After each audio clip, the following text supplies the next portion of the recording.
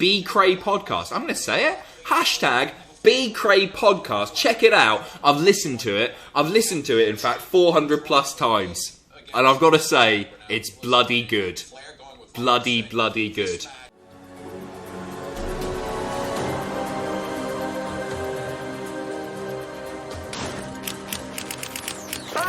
I need help here!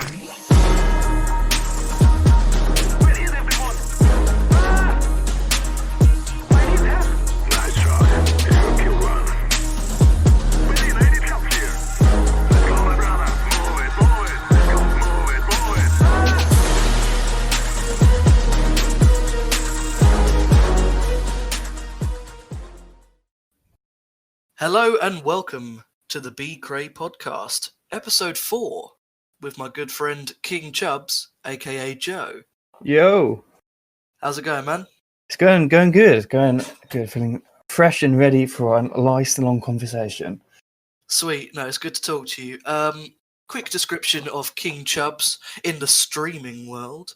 KingChubbs is a very successful streamer, 350 followers and still growing. And someone who's especially given me a lot of confidence in terms of putting myself out there and giving me, even though he maybe knows or doesn't know, he has given me a lot of confidence and a lot of passion to create something that I've created. So to lead into the topic of maybe someone who doesn't understand what Twitch is or someone who doesn't know who you are, what do you do, Joe? Well, if you've heard from the other podcast, I'm sure you know a bit about streaming now. Streaming is, Twitch. I stream on a platform called twitch.tv, and what it is like watching TV at home, but you can chat and interact with the broadcaster, I guess is how you summarize it up. Sorry. I've been streaming since 2018, July 2018, so I'm coming up to my 2 months anniversary soon. 2 years. Yeah. And I'm a variety streamer. I've played like so many fucking games, like unbelievable amount of games on my stream. Was it over 70 games? It must be nearly 100 now. Right, yeah. So I guess I am a variety streamer, but I call myself like a variety plus streamer. Do you know what I mean? Yeah. You've probably earned that, like the gold card variety streaming. Yeah. The Nando's black card. Definitely.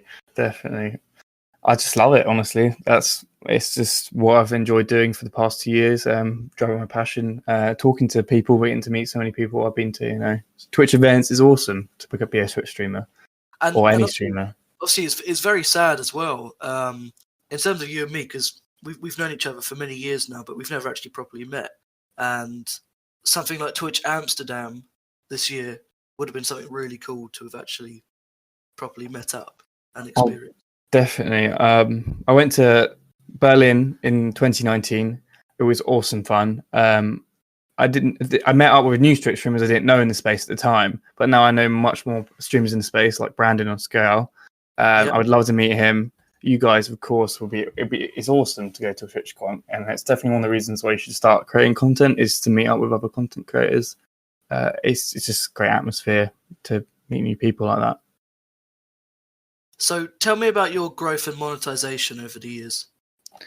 My growth has been, I would say, I'm going to try and be real as possible. I don't want to sound ungrateful when I say this, but it's definitely been inconsistent over the 2 years. No, you are just stating fact. It's not an offensive point. Yeah.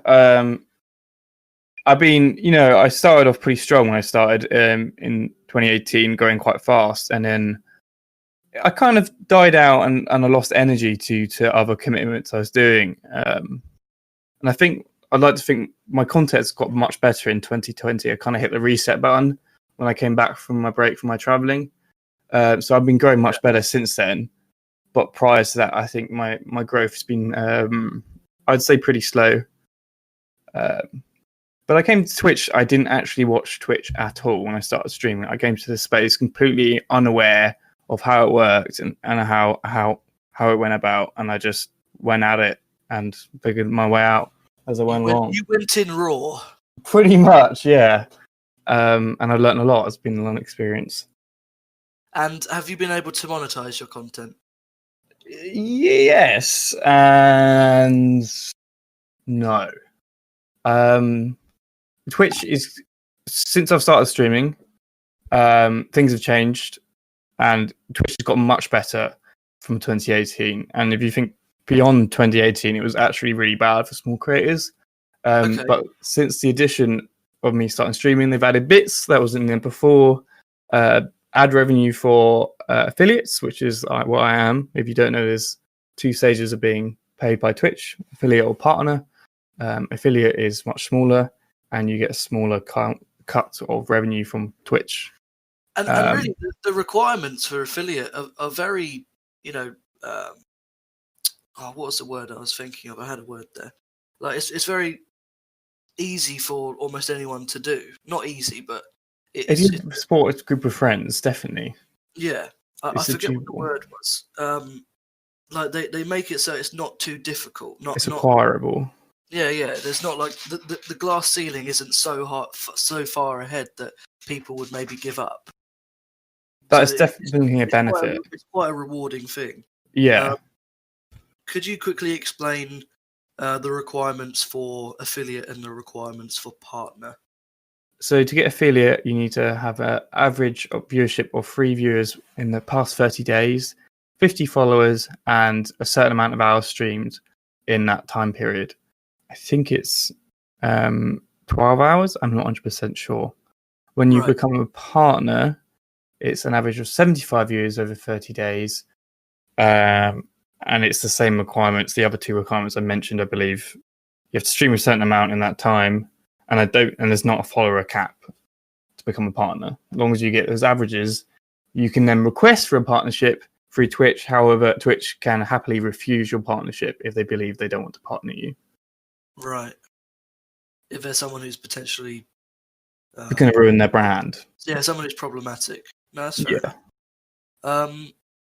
No, obviously you mentioned about taking a break before. That is something we'll talk about more in depth later on. But in the here and now, you're also on a sort of break, if not lesser of a stream schedule. How have you been finding streaming while also trying to match work? So you're asking about work and related with streaming? Well, yeah. So essentially, seeing as you've had to start working due to the coronavirus lockdown to try and earn a little bit more money. Yes. How have you been finding it balancing your streaming schedule while also having the work commitments? It's difficult because you always have to treat Twitch as a hobby at the stage I'm at. Yeah. But you also have to not treat it as a hobby as well, because it requires a certain level of commitment to it. And I think a lot of people don't understand that. You can just do it if, let's say, you don't stream in 3 weeks, you stream once and you stream in 3 weeks later, but if you don't get the same fulfillment out of doing it unless you do it consistently. So I started a temporary job recently, which is unfortunately night shifts. So it messes up my sleep schedule. So I found it really hard to keep up on my previous schedule. So I removed it, and I've tried to be doing 2 days a week when I can. But it's difficult because your energy levels are all over the place when you're working full time and then trying to stream on the side. They talk about unsociable hours, and then there's those unsociable hours, which are pretty much a killer. Definitely. It's like in the middle of like a night shift and a day shift. So it's not even one or the other. It's like, it's an awkward time. Yeah. But it is what it is. Has that been a worry for you about not streaming as often might cause people to go away? Definitely. I've taken breaks in the past, as you mentioned it. We'll talk about it later. And it kills your momentum. Yeah. And it's really hard to get momentum up again. It takes a while for your momentum to regain its traction and come back. I have received 1 or 2 messages asking for people for me to keep streaming and don't stop forever, which is very touching to hear. for people to say they're missing my content, you know, it makes me want to come back stronger than ever, which I will. But I'm excited to come back when I do. No, that's a really it's a great mindset to be in, and obviously, you know, it's very admirable that, you know, you're having to make these really hard decisions in terms of your your personal life, in being able to, you know, earn money and provide, while also trying to juggle that. Not just a passion project. Your essentially is your business, really. Your brand of KingChubbs. Yeah, And you know, I think it's very admirable on your part. Well, thank you. I think you've, in a certain extent, unfortunately, with Twitch, you do have to, even though it's a hobby, you have to treat it as a business because you have the legal ramifications of a business because you make money, even if it's very small. If you, let's say, for example, copyright at the moment, you have those legal ramifications, even though it's not a job or you make money, really, you still have those legal ramifications of a business. And lots of people's accounts have been taken down due to the DMCA takedowns. They have, and I think it's a combination of both parties at fault, really, with Twitch and the content creators, because they should know, as they should have their fingers in many pies, if they have YouTube content, that you shouldn't be producing copyright content anyway. However, Twitch have not set up their website yet, unfortunately, for creators and copyright, such as YouTube has, which is the growing bit. Just to give the viewers at home some sort of context, a DMCA takedown is usually it's when a network or a publisher itself have noticed some of their copyright material. In the most case, it's music related, that a streamer has been playing, whether that's in a song request form or just in the background to give some sort of mood. They'll be playing the songs maybe multiple times in full length, and although they're not trying to rip off the artist itself, it still doesn't particularly come under fair right use in their eyes. Yeah, it doesn't. And if you get 3 strikes on your Twitch channel currently, your channel can be permanently removed, which is a major thing. If you did that for your living could be removed from you in a matter of an instant. And also, you can get DMC'd by clips, and that's you don't actually produce them yourself. Technically, it's your content, but it's started by someone else. So it's kind of a bummer. But I'm sure Twitch will sort it out, and I'm sure streamers should be more careful, to be honest.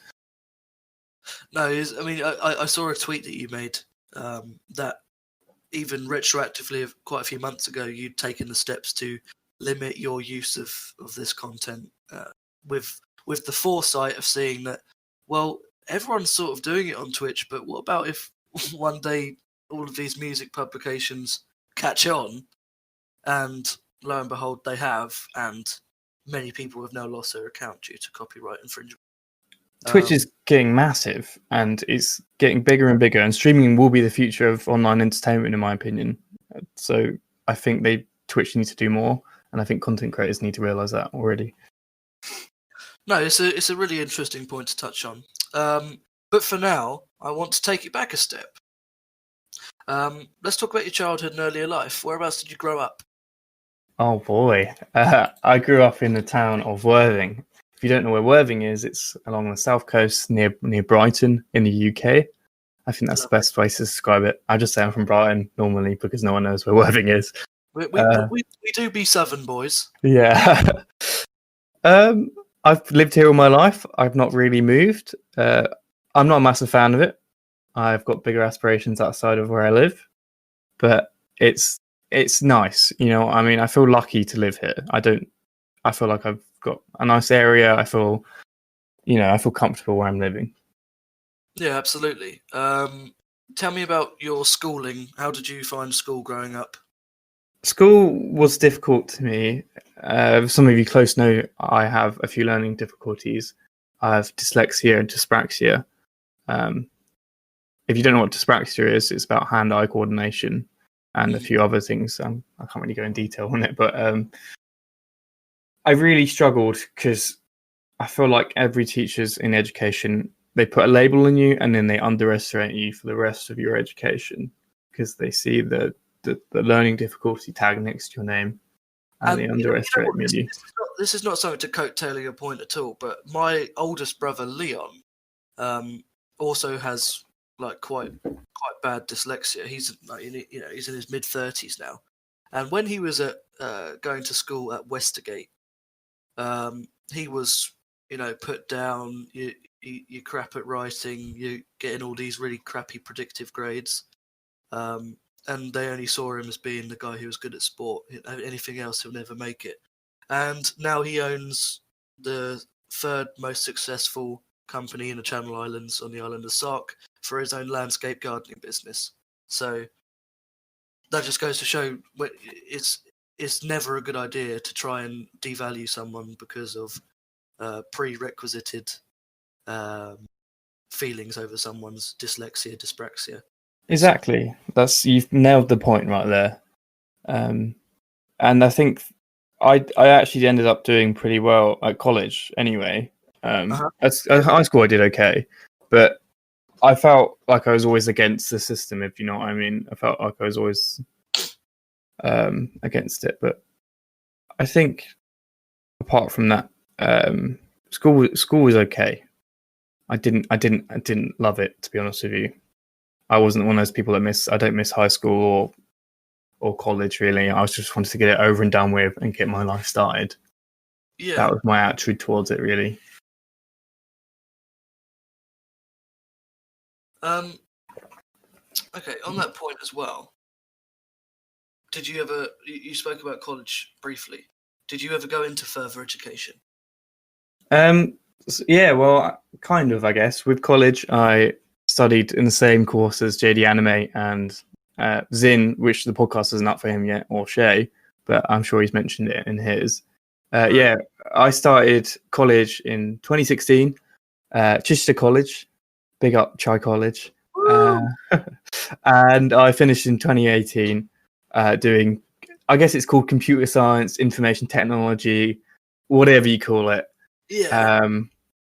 It was an interesting experience, actually. It was a weird one because it wasn't very consistent across like the teachers. Do you know what I mean? It was a weird time, but I can proudly say I nailed it, to be honest. So I did pretty well. And was it something that you enjoyed? Did you enjoy? I enjoyed spending time with my friends. Did you have any funny experiences with any teachers there? Oh God, I'm not going to name the names, but there was a few of course. dodgy moments. Right. Go ahead. So this one teacher, I'm going to call Beatrice. Beatrice was a bit of a problem. She was new to teaching, so she came out of a career in software development and straight into teaching. And she did not know how to teach young boys. The class was full of boys. And we liked to play games on each other. So a lot of the time, Chichester College's internet wasn't actually very, hadn't got any security. So we put porn on each other's computers all the time. So you'd walk around the classroom and someone's gone to the toilet or something and there's porn all over his screen. As everyone has done, to take. And then the teacher comes in and then one of the students realizes his computer has been, someone's tampered with it. So he calls the teacher over and says, "Look, miss, there's porn all over my computer." And she sprints out of the room crying. It was a weird one. Oh no. Yeah. The amount of times when you'd be at secondary school, especially when you'd have a support teacher, and all the people who normally wouldn't be allowed to sit next to each other are sat next to each other. Eventually, will be made to run out. Chaos. It was chaos with supply teachers. Kids can be ourselves. Definitely can. But, that's life, and it makes for good memories. Yeah. Now, obviously, we've mentioned on the fact that you're quite a bit of a gamer. I am. Mega gamer. I feel like there's a little bit of a theme going on here with these podcasts. Anyway, what would you say is the first game you ever had as a kid? Ooh, so that's hard. So I have quite a history with old consoles. My dad got me into them quite young from my brother and sister, I think the first console we had was the Sega Mega Drive, but it could have been the PS1 first, and then we might have gone back. I'm not 100% sure. Okay. So I started off with kind of like Sonic, the Sonic games. I used to play them in my attic, in my loft, on a really fat TV. It was great. I think that must have been one of my first games. I'm not 100% sure, to be honest with you, but I started gaming since a really young age. I must have been 5, 6. Was it something that did you inherit that from a family member in particular? What do you mean, gaming? Yeah. No, because I suppose I didn't. No, I would say no. I was so in 2006. I'm sorry, I'm just thinking for a second. No, I don't think I did. My dad was interested in it, but he was never interested in it prior. I think it was just a way for us to connect with each other. I think that's why he bought the consoles, game consoles originally. I think it's always been my own thing, really. My brother's not been a massive gamer, but he just played the odd game. But I've always been fascinated by it and loved delving into the world of games. So that would be your first experience in gaming around the Yeah. song. What would you say is your favourite game ever? So now speaking back to this college thing, we had to write an essay on what games have impacted you the most in my life, and I actually really struggled because so many games have had like. It's such a hard question. Honestly, yeah. I mean, the main one is Counter-Strike, of course, because I have played nearly 4,000 hours of Counter-Strike Global Offensive. If you don't know what that is, it's a first-person shooter. It's quite cartoony, I guess. I'm not really sure how to describe it. It's a competitive shooter. And as you can tell, Joe is made up of 95% salt. Yes. That game was a love and hate relationship. Dude, it's Counter-Strike is a funny game. It's a game which I wouldn't really state as my favourite game ever, but it is probably the game that I have played the most hours of as well, like ever. You know what? It's definitely not my favourite game because it's killed the joy of so many other games for me. Not directly. Counter-Strike is a game that when you are in the moment in it, you just can't stop playing. You have to win. Yeah, I was talking to my mum actually the other day about gaming addiction because I can't remember what context it was, but it's talking about how you get addicted to games, and it's the rush and the feeling you get while playing a game that gives you that addiction because you don't get it from anything else. And Counter-Strike gave me that so much rush and addiction. I just didn't get the same feeling from other games for such a long time. So it killed my love for other games. So it was a weird one, playing so many hours, but also not actually always enjoying it. And as well, there's another element to the Counter-Strike game, which I want to delve deeper into, but we will do that in a little bit later. But what would you say is a game or a few games which are being released soon or yet to be announced that you're excited for? Last of Us 2, June 19th.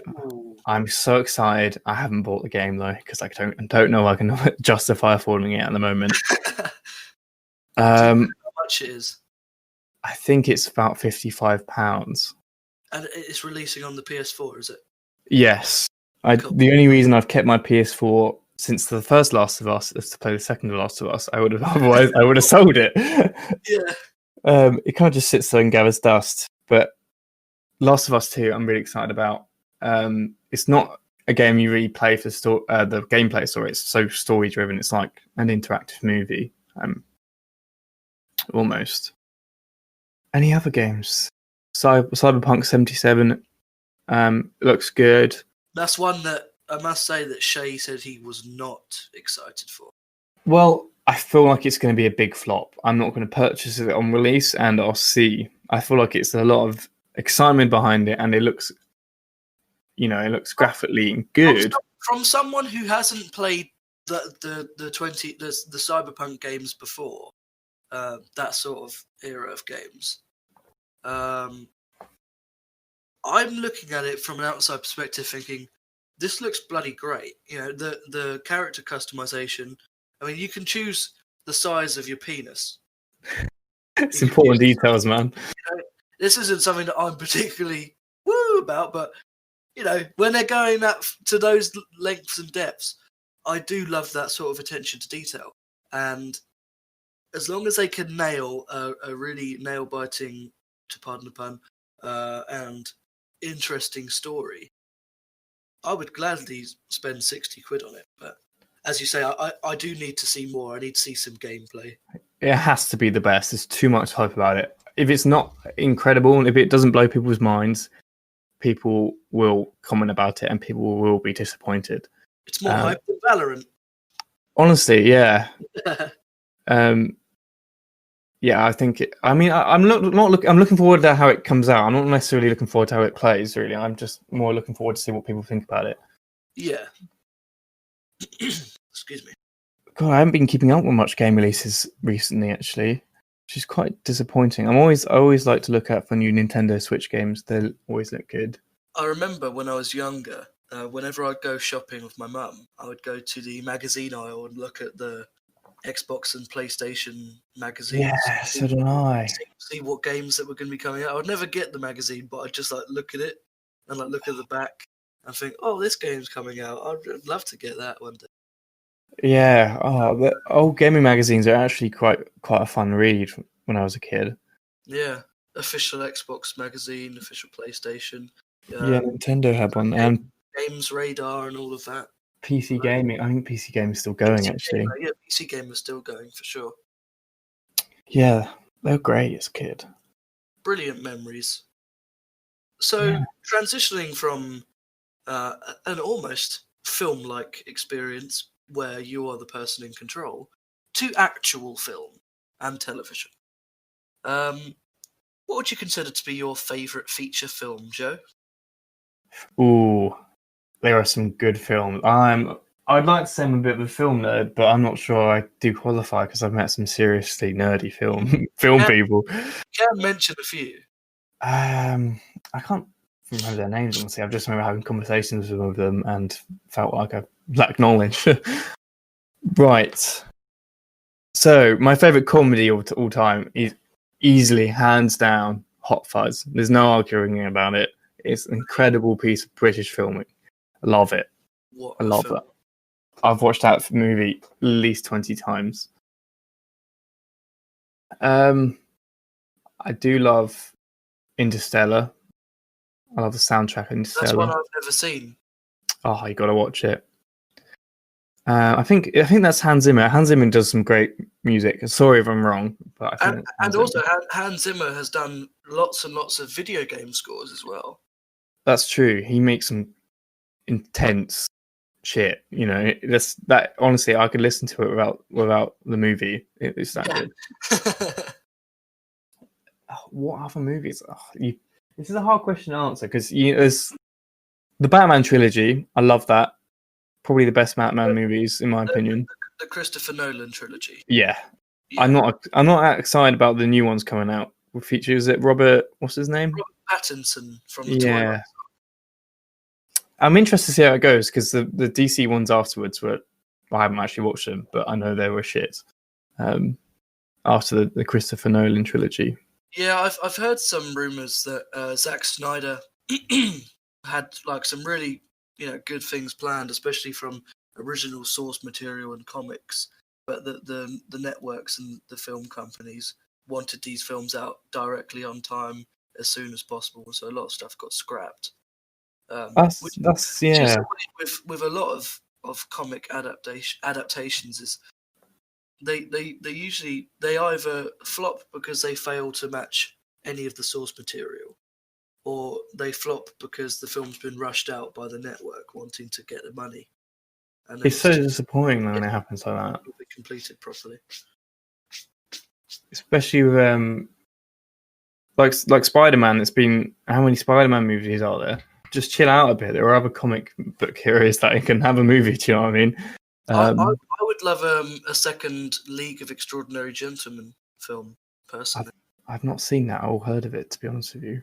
So it is a film from 2003, starring Sean Connery, lots of really good actors, about a group of people who have lots of different abilities, and essentially they're tasked with stopping a bombing of the world leaders. And there's loads of twists and turns and really cool introductions to characters. You got Dr. Jekyll and Mr. Hyde. So he's big Hulk-like person, drinks his potion, goes back to being the Doctor. You got Dorian Gray, who's immortal and can't die unless he looks at his portrait. You got Nina, who's a vampire. You got the Invisible Man. I've heard of him. You got Captain Nemo, who is an Indian sort of sea captain who's got a ship called the Nautilus. So he's not a clownfish. No. But that's another example of a film which had so much potential. And I've recently just watched an Oliver Harper retrospective on it, which was released a few days ago. And it's just so interesting to look at the film company's intrusion into productions, and it's just a shame when things don't get made the proper way that they could be. Yeah, it definitely is. If you don't like watching it at the end of the day, if it's not written by the person who's originally done it, do you know what I mean? It feels a bit. Yeah. It feels like their direction is lost. And on that point as well, with the League of Extraordinary Gentlemen, it's written by Alan Moore. And as you say, you didn't really know that, but you've probably heard of a few of the other things he's made, such as comic books. V for Vendetta. I think I've heard of that. The guy with the anonymous mask. Oh yeah, of course. And also Watchmen. Oh yeah, I've watched the original Watchmen movie. They're also graphic novels done by Alan Moore, and they were made decently, but that's just one of those things. Now, do you have a favourite TV show? Oh yes, actually, I guess I do. Okay. I suppose it's Stranger Things. I think it has to be my favourite, but it's quite hard to judge. I love it. It's just Goonies is one of my other favourite movies, and it gives me those vibes. You know what I mean? I love the Goonies with a passion. It's such a great movie, and I think it's the Duffel brothers who did Stranger Things really nail some of the things I loved from the Goonies and the 80s. The music, vibes. It's just a great series, I think. No, it really is. I do worry they're going to milk it though, which will be unfortunate. I think season 4 should be our last season. We're getting in the territory now where it is so popular that they either finish it on their own terms, or they sell off the rights and someone else is going to just keep churning out more seasons. Yeah, I think it'd be a shame. It'd be a shame to ruin such a well-written piece of work. And then I guess Game of Thrones up to season 6. We forget the last 2 seasons. Favourite Game of Thrones character? Oh. Hodor. Nice. Mine would be Jack and Hagar. Yeah, he's a good-looking guy. Yeah, to be fair, it's just he's just I can't compute anyway. So you touched on it briefly earlier when you spoke about Twitch.tv was going to be becoming the next TV itself, like one of the largest consumable medias for teens to early adults and even younger. So do you see a future where video game streamers can one day generate the same amount of income as, say, a Hollywood star for the streams they create? In what time frame do you mean? How much money they'd earn? Whatever time frame that you see fit for that to be a reality. So currently the top streamers are earning a few million a year. So I think they're nearly there already. Obviously, these actors make a few million per movie. However, they're getting there. How many movies are they doing per year? That's yeah. I mean, they are getting there. Obviously, the most well-known streamer, he's not the biggest streamer anymore. Ninja, his mix move estimatedly cost between 10 and 15 million dollars. But however, I think he's made a mistake with that. But we won't go into that. So honestly, like, I think I saw an article. It was a big mistake if you weren't counting how much money he made. Yeah. In terms of like career progression, it was a mistake. However, he's earned a lot of money from it, so he's set for life. And we don't know the details of the contract. He could have a buyout clause or a leave clause at some point. It's true. And someone like Disguised Toast, who got signed by Facebook, actually is allowed to still stream on Twitch if he asks them, which is an interesting one. So I'm drifting a bit, but that's interesting. Yeah, he did a Twitch stream. Contract Facebook. I think it was to promote him because he has 1.2 million Twitch followers, and he doesn't have that many on Facebook yet. So I think they were like, "Yeah, sure, do it." And then he streamed on Facebook straight after he did his Twitch stream. So I think it was just more of a promotion grab on Facebook's end. Yeah, Facebook were using the already established networking to try and boost their numbers. Yeah, it's a smart move, really. Yeah, I think Facebook gaming is actually one we should be keeping an eye out. And I think that maybe either Facebook gaming, I don't know Twitch is going to be the live streaming platform. I'm not 100% sure. I think it will be for gaming and esports, but I think IRL is still too new. And I think if a gaming platform produces better IRL potential, I think we'll see a lot of main already social media stars shift to one that's more real life based, and then potentially could be bigger than Twitch. No, it's interesting. I completely agree with you there. And that's when they'll make more money, I think. Yeah, absolutely. And especially, you mentioned with Ninja moving to Mixer, with people moving to Facebook Marketplace. Oh dear. Look at Karina Koff, Tifu's ex-girlfriend, has a streaming deal with Facebook. Tifu himself on Twitch has probably a bloody insane deal. Yeah. And the more these creators become hot properties, the more money that will just keep racking up and up and up and up until they are on the same lengths of a Will Smith 10 years ago, or someone who's massive right now. I definitely think the potential is uncapped, and the growth of esports alongside live streaming with the currently the gaming space is massive. You know what I mean? Football companies now own esports teams. So. Yeah, absolutely. And although I don't have the numbers on me right now, and I don't think you'll be able to remember it off by heart, but we saw a Q4 increase for the amount of users per streaming area. And it was like Twitch had got to almost 1 billion users. It was insane the amount they grew in that short amount of time. Which is, absolutely mental. So on to the next topic of discussion. Let's talk about sport. So, Joe, are there any sports that you particularly love? I've had times. I used to play in a Sunday league team when I was a teenager. Well, I'm not a teenager anymore. When I was a teenager, I used to play in a very shit football team. It was awful, absolutely awful. And I never really praised myself, but I was one of the better players on the team, and that's saying something. What position did you play? I played everywhere. Oh, that's why it was bad.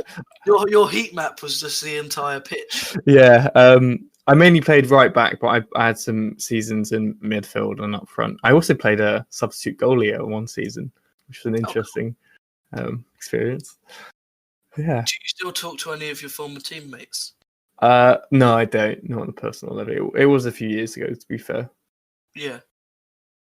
So obviously that was football. Was there any football teams that you support? Growing up, I supported Man United, but I think that was because one of my family friends not my family friend, my best mate at the time, supported it too, and that's kind of what I grew into. It was Manchester United, and then I kind of moved towards Brighton, but now I don't follow football or any sport at all. to be honest with you. I grew apart from it because I don't know. I felt like sometimes I followed football because that's what everyone else was doing. I enjoy playing football, Yeah. but the audience, the people I surrounded myself with school, were so football heavy. It kind of just was in my day-to-day life. It wasn't that I was, going out of my way to watch it or anything. Does that make sense? No, it's completely understandable. But further on from that point, something I mentioned earlier on when we were talking about a game known as Counter-Strike Global Offensive. Now, everyone thinks about traditional sports being the physical thing it is, but what about esports? What about gaming sports, where you have to use your mental wits and your own hand-eye coordination and skill to be the best? Now, a little birdie told me that you were in an esports team at one point. Yeah, I was. Can you give me some details on the regime that you had to fulfill while you were playing at that semi-pro level in Counter-Strike? I'm going to clear this up. I was never semi-pro. I was never. You were semi-pro. I never got paid, and I was never. I was just above average. You're a very good Counter-Strike player. Yeah, I guess. I feel like I could have pursued it. I could have been a very good Counter-Strike player. But, yeah. It was a weird one because esports is new, so there's a lot of issues, especially in the lower end. There's not much regulation and stuff. Tell me about how you were approached to join a team and what the team's name was. I think I was actually already in a team. I think I was looking for one at the time, and I found one with people who looked like they were going to work hard, so I joined them. And then one of the team members were looking for organizations. However, I was kind of against the idea of being represented by an org because at a low level Counter-Strike, they don't always necessarily give you benefits. So I played under the. I'm gonna do some BMing here. Okay, I played under an esports organization called the Creature Esports, who are run by the most biggest idiots I've ever talked to in my life. They were just awful, to be honest with you. They did not know how they're doing. They did not manage any of their teams or any of their other esports teams, and they didn't even know who I was properly, to be honest with you. Because I wasn't the one communicating with them. I wasn't the one organising it all because I wasn't interested. But yeah.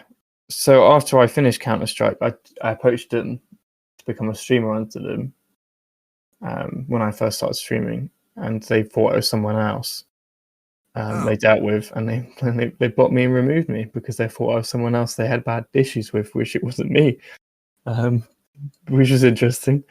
So I don't like them. Yeah, it was Counter-Strike was addicting, and I put a lot of time into it. But yeah, it was a weird one. I played. So sorry to go back to your original question about what was my training regime. Yeah. I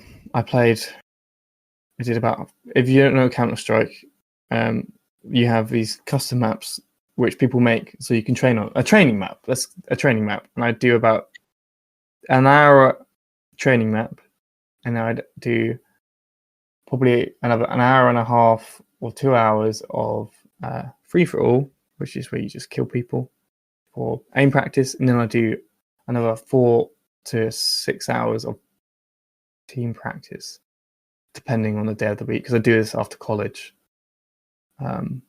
So I try and maybe do some deathmatch in the morning when I got to college. Absolutely grueling schedule. Yeah. I mean, I saw a massive improvement of my skill. No, absolutely. Absolutely. But it's just what are the negative out? Do the pros outweigh the negatives of putting yourself through that stress? I don't know what to say. I got RSI, repetitive strain injury, eye strain, back problems. It wasn't good. But I think I learned a bit from it, and I learned stuff about esports, so it was interesting. They help build character. Definitely, I mean, it's one of those things you never know if I pursued it. Do you know what I mean? If I pursued it, could I have been ever good at it? But I think it's not worth thinking about, to be honest, because But that hindsight is always 2020. yeah, Your hindsight will always be going to the perfect outcome of what could have been. exactly. Not that it could have been good and then was shit, but just that it could have been the best thing of my life. Yeah. So it's always good to just appreciate these moments in your life and like not to beat yourself up over them. You're dead straight. Damn straight. Sorry, dead set. Australian. Dead set. Yeah. Did you when you were playing for the team, what was the highest profile match that you played? Honestly, it wasn't high. That's I feel like this kind of become a bit of a meme in our friendship group. I could have played at. I played at very low level. I played at extremely low level. I couldn't tell you what the highest match was.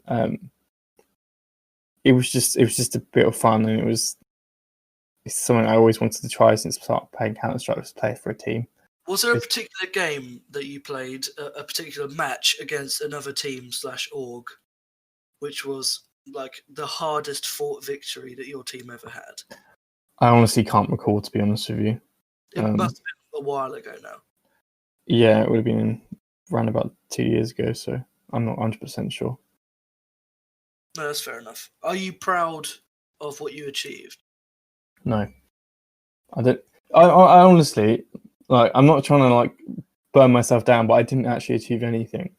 I feel like maybe I could have done if I kept going, but I never went to LAN. I never really entered any proper tournaments. I never really did anything with it. It's just because I think at the time I got this team which wasn't great. It was inexperienced. But I thought I'd give it a go because people were motivated to do it. But unfortunately, afterwards, after the team disbanded, I needed a bit of a break from it, and I needed to concentrate on college work. So I never got back into doing it. So I never feel like I tested that possibility, I guess. What would you do differently a second time round? Not rush into it. Take my time, who I want to play with, focus on myself, and then commit to it or not commit to it. Not do half. I think that's what I'd do. Yeah. No, it's really interesting to talk about, especially like with it being such a burgeoning market of sports, which many large multinational corporations are very much cashing into, as you already highlighted with the Premier League football teams having their own esports teams. It's a space that everyone needs to keep an eye on. 100%, yeah. And if you are a budding gamer, depending on what the game is, do your research. Don't jump into things too quickly, but these options are open for you. Definitely. If you have that passion. Let's move on from that side of things and let's talk about some music before we get DMCA takedown. So I've been a regular viewer of your streams, and I've noticed that you've had some music in the background in the past. Yeah. And I know that you can have the ability to have song requests on. I've turned it off now. Yeah, of course. But a lot of people can come in to your stream back in the day, listen to music, just relax, vibe to it. What would you say is your favourite genre of music, Joe? This is one of these questions. I always feel like I'm an arsehole when I say answer. I don't have one. It's a perfectly valid answer. I just listen. If I looked at my Apple Music, I could say I'd have metal, rap, electronic, alternative, indie rock, anything. You can name a genre, I'd probably have it on there. Even if it's one album or one song, I probably have something in that genre. Do you know what I mean? What about electro country? I mean, not electro. I've got country. I guess some stuff could count as it. Yeah. I just made that up. I don't know if that's a real thing. I don't know. Honestly, you can. there's so many subgenres of music. It's quite hard to identify it. Do you know what I mean? A lot of things are just classed as alternative now. Okay, so if there's not a specific genre, and although this next question is fairly loaded, who would you say is your favourite musician or musicians growing throughout the years? I think about in my teenage years, I've seriously got into music, and I think the band or the artist, I guess, I've had the most connection to is probably Bring Me Horizon. Okay. Yeah. He's Oliver Sykes. I think there's song. I mean, I don't think Oliver Sykes writes all the songs anymore, but he co-writes them with. Can't remember his name. Anyway, I think I love the lyrics of the song. I love. They're a music group that don't conform to what the fans want. They make what they want, and I think that's really important for me as a listener. I don't want them to make a song that's going to necessarily be a hit. I want them to make a song that they think they'll enjoy, if that makes sense. And they've gone from heavy metal, just normal metal, pop, rock, alternative electronic stuff, and it's just a combination of all their stuff. I think they're great. I guess I wouldn't say them. I don't say I have a favorite, but I guess they are. Fuck it, I'll just say they're my favorite band. Absolutely. I mean, it's quite refreshing to see a group who, as you say, they don't want to conform. They don't want to. They're holding true to their convictions about creating the music that they want to create, and not just doing something that'll be a summer banger or a grungy hit. Yeah, I definitely think that's important to me. They're making the music they want, and that's that gives me a lot of respect for them. Actually, I think that a part of the reason why we listen to music is escapism. I think trying to get the best form of that is your own interpretation of what that song's giving you. And I think it's important it's written, for the right reasons. And I think that gives you more chance of escapism, I guess. And I've worded that weirdly, but no, absolutely not. Have your musical opinions changed over the years? Yeah. I said they've become more broad. I think I'm more open to trying new genres of music, and I've started listening to things in different languages. I don't listen to much, but I listen to the odd Japanese and Korean music now. I think it's great. I think listening to songs in different languages are great. What inspired you to start listening to K-pop and J-pop? Well, I guess as cringy as it sounds, the only way it's really come to me is through watching anime and having associations with people who like K-pop. I haven't gone out my way. It's not cringy at all. But I suppose what I've done is I've found that some of the artists that create anime openings are just artists in general. So I've found something that I like the style of that. So I research the artist and then listen to the rest of their music, which isn't anime openings. And as well, on that point, apart from the times where the anime opening and ending is sung by maybe the main character's voice actors, a lot of these openings are done by the top bands in Japan. I much prefer when they are. Yeah. Yeah, I guess having that, I'm happy to listen to anything now, like give it a try. Maybe beforehand I was like, I had a pre-existing label on that genre of music or artist, for example, and I wouldn't give that song a try or a listen.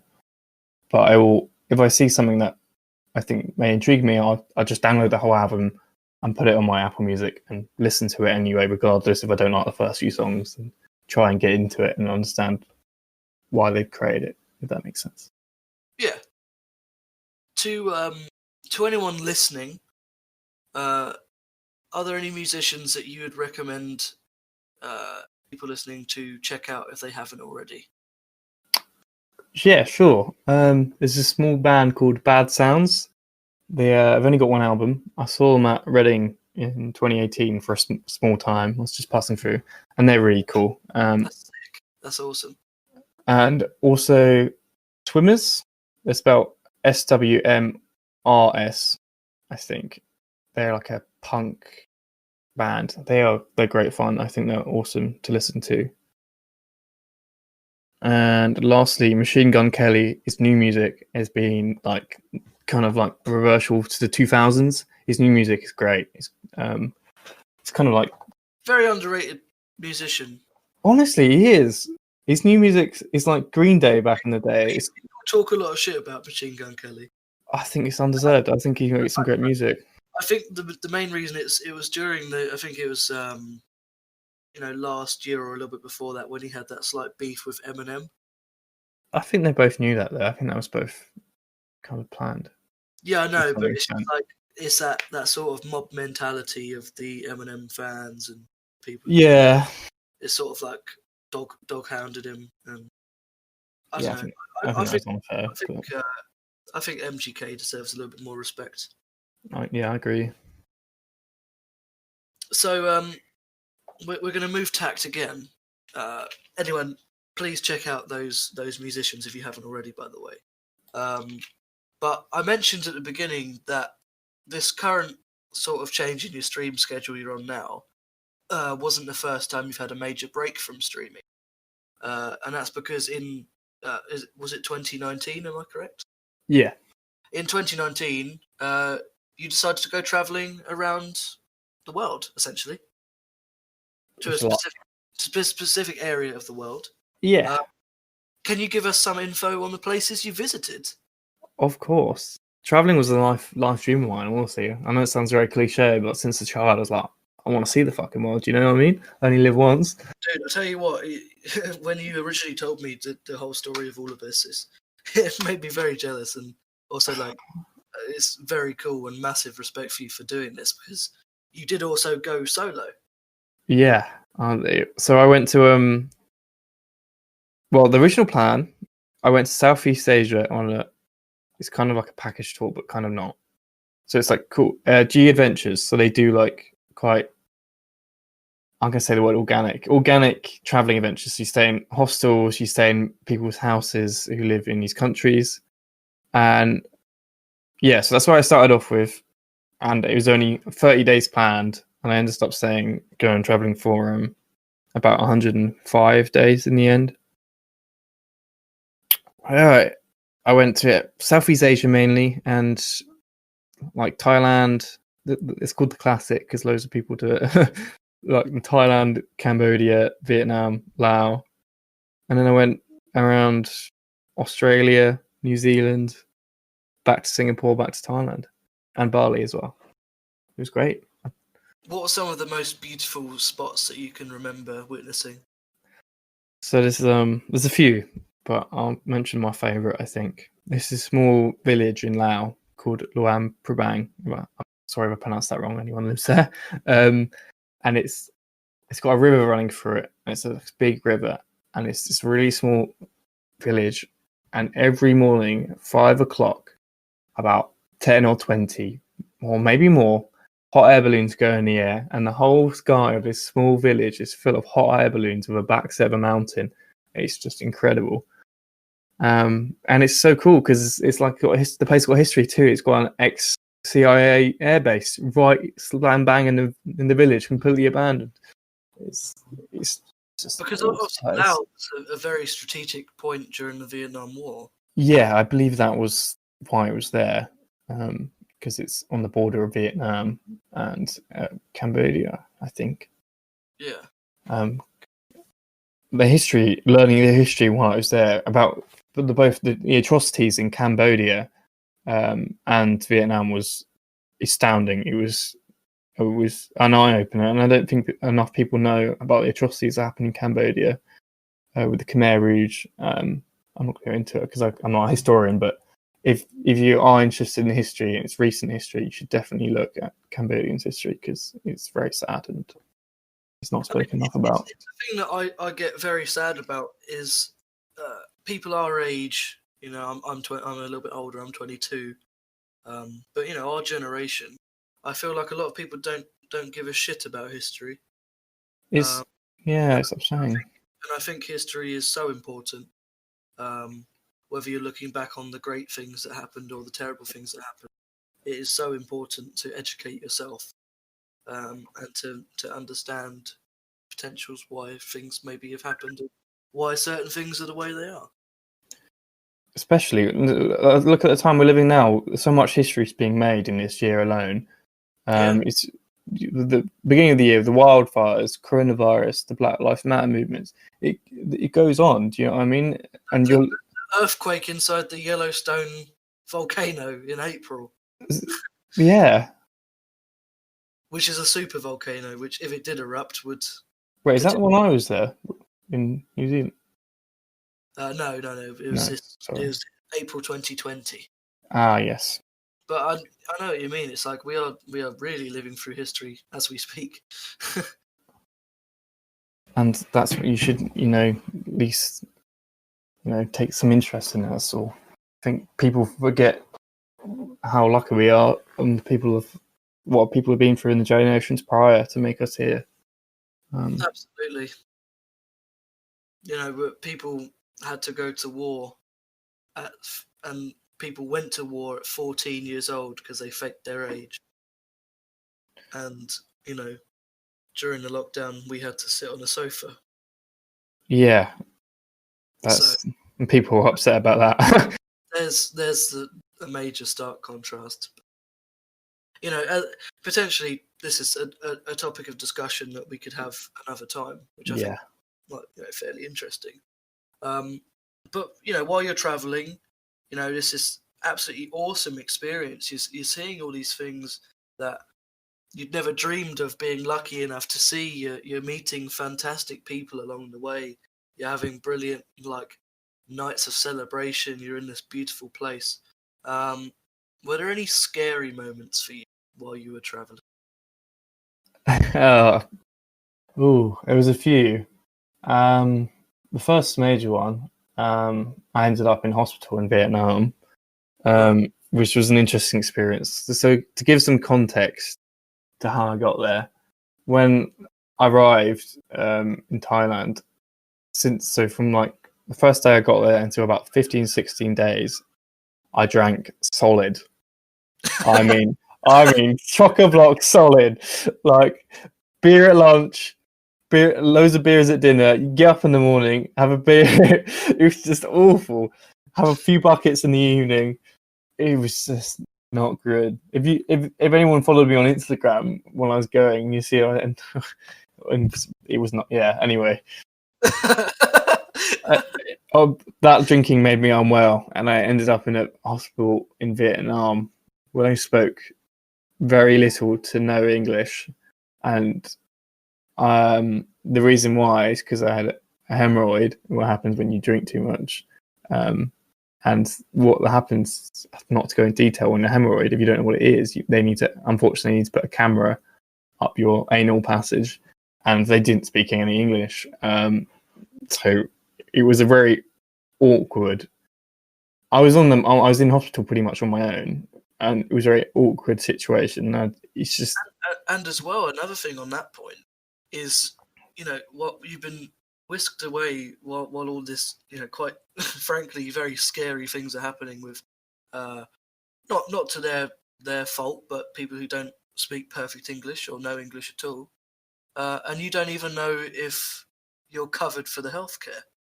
Yeah, I don't actually think I ended up getting the money back, but I'm not sure because I didn't apply for it.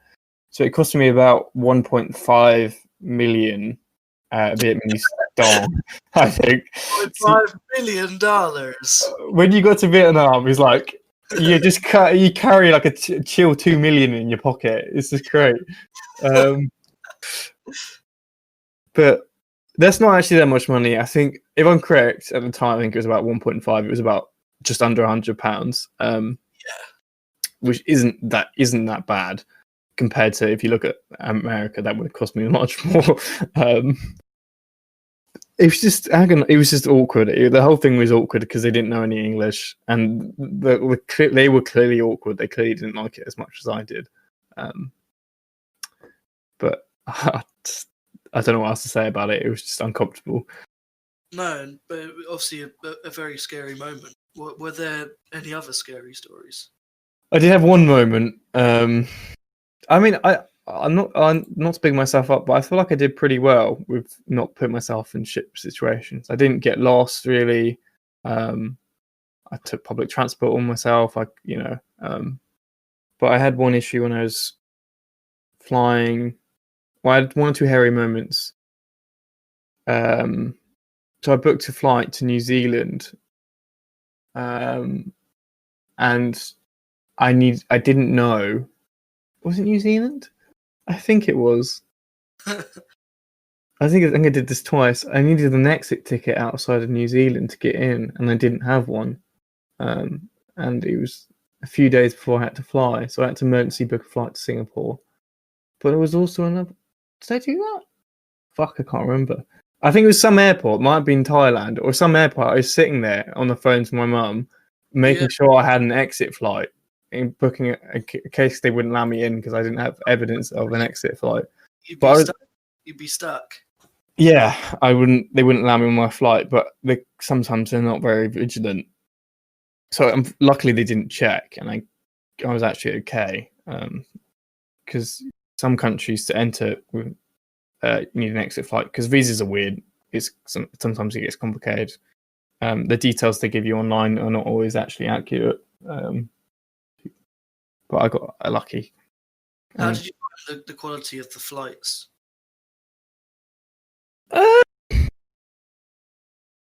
I flew mainly with major airlines, apart from one or two not particularly major airlines.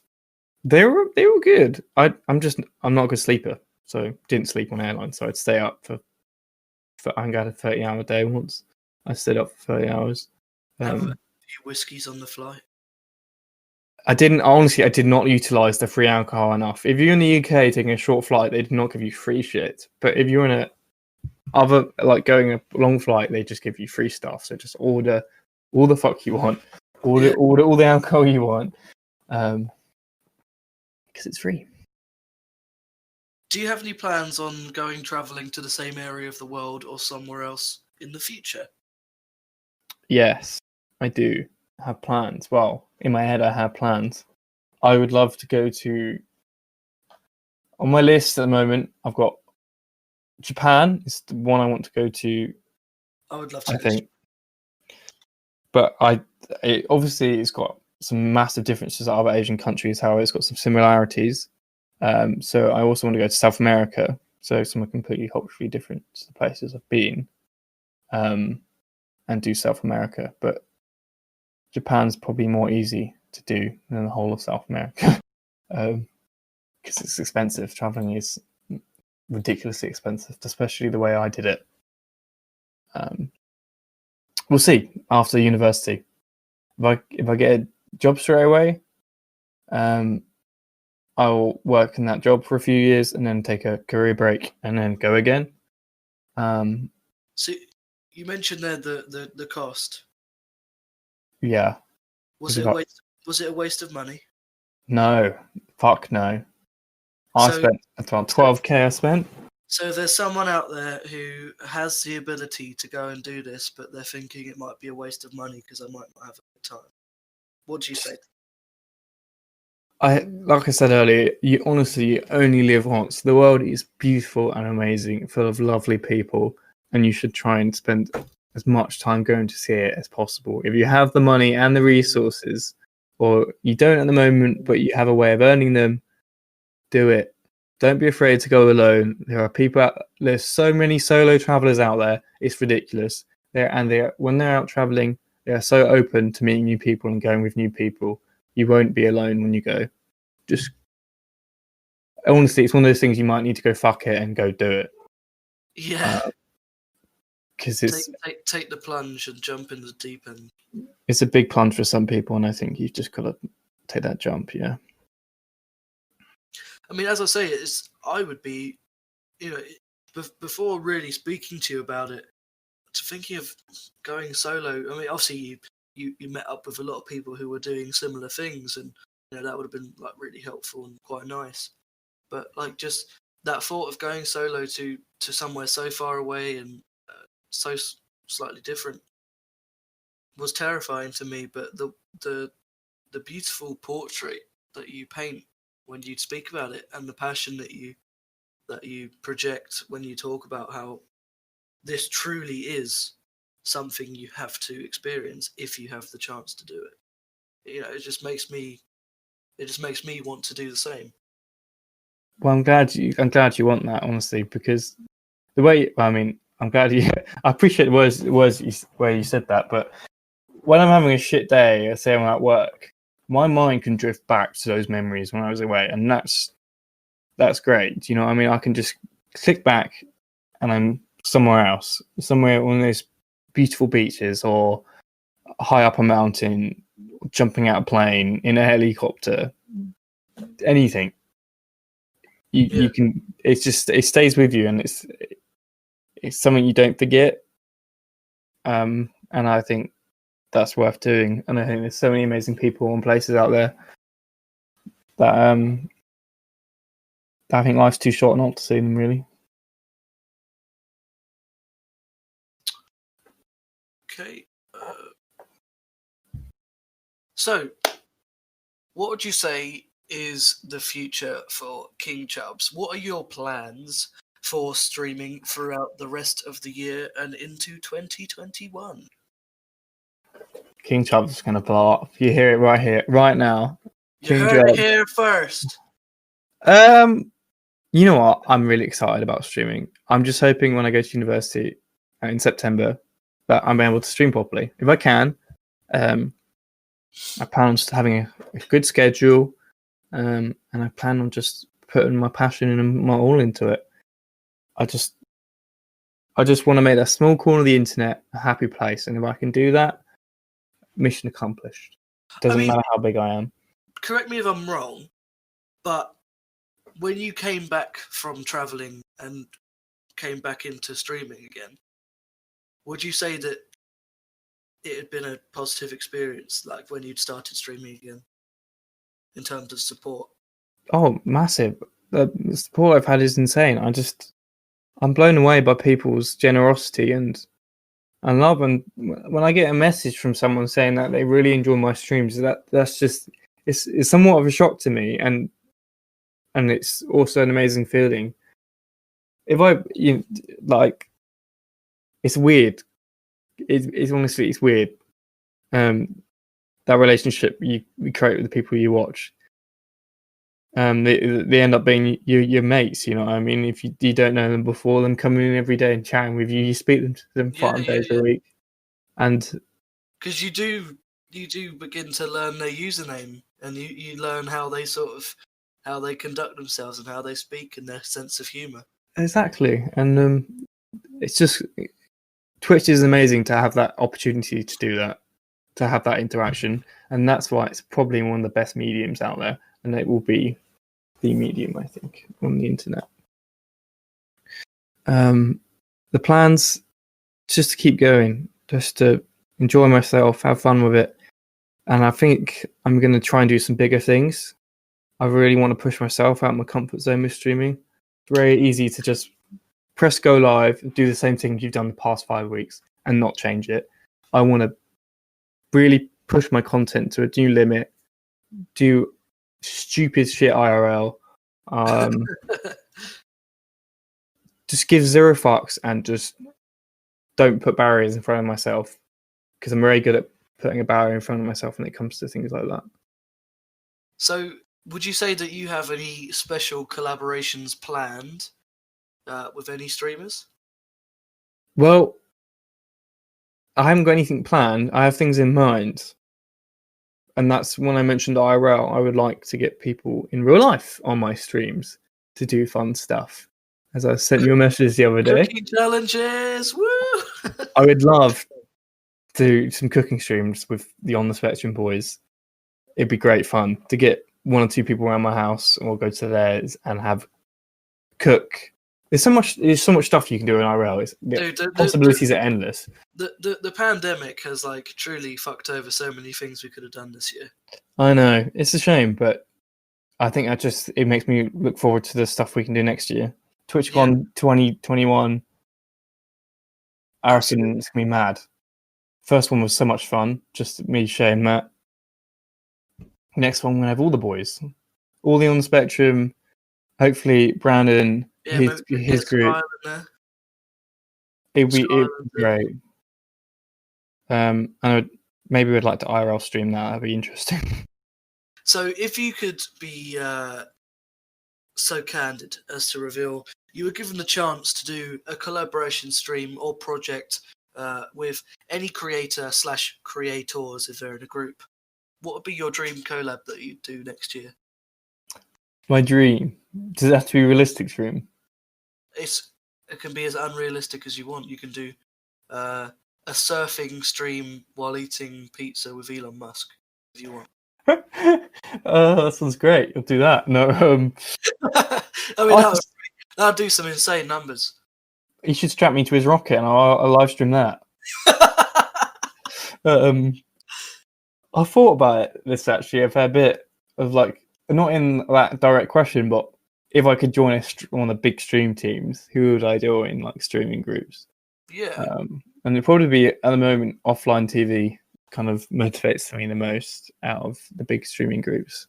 And what sort of content do they produce? So, that's hard to categorize, I guess, because they're all individual creators in one group. So they have, if you don't know who Michael Reeves is, he's a big YouTuber who he's so funny, he's so clever. He's awesome. He does like robots, coding, all that shit. And then you have someone who just streams League of Legends or IRL streams like Bedmeister.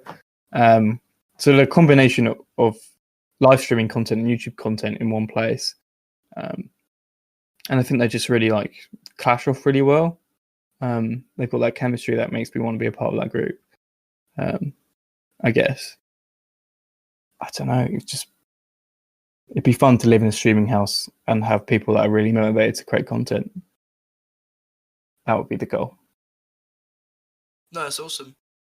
And sort of finally, it is the 14th of June 2021. Where do you see yourself? Where do you see the KingChubbs channel? See myself in prison. No. 2021. In prison for killing all those Twitch numbers, baby! I don't like to obsess over stats because I have in the past, but I'll say 1,000 for Twitch followers in a year's time. So that's probably triple my rate of growth. That's what I'd like. The sky's the limit. 1,000 followers, a thriving community, and more fun. Meeting more people. That's what I'd like to see in that time. Joe, it's been an absolute pleasure. Thank you for having me. I feel like I've talked a lot. I think it's been bloody brilliant. I'm glad. Thank you for coming on and being willing to talk about lots of things. To anyone who still doesn't know who KingChubbs is, and I don't know why you're living under that rock, but you should probably get out. All of his links will be in the description. Like I say, it's been an absolute pleasure for me to have you on. It's been really cool to discuss things, and I hope, as well as having a big group discussion at some point where we have a lot of us in, I hope we can have another podcast together at some point soon. I'd love to. I'm always open. Right. Thank you very much, everyone, for listening. That was the Be-Cray Podcast, and I'll see you guys next time. Bye. Shiny like a limousine, you're slender like a cash machine.